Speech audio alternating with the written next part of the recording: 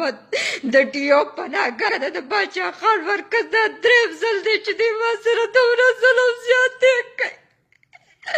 او دی ما باندې افسرانو داسې راننوځي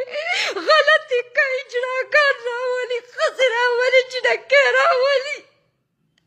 او څوک کوم پیکشن ډالي او ما ته وایي چې دا ولې زه خپله کمره کې ناست یم ما باندې دې اچانک راننوځي مارونه راپسې لرې کې تشدد دلته په ما کېږي زیاتې ما سره دلته کېږي زه لاړه شم چېرته زما څوک امدادم نه کوي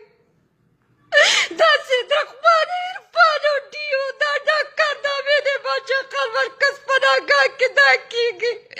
خوراک روژه ماتي له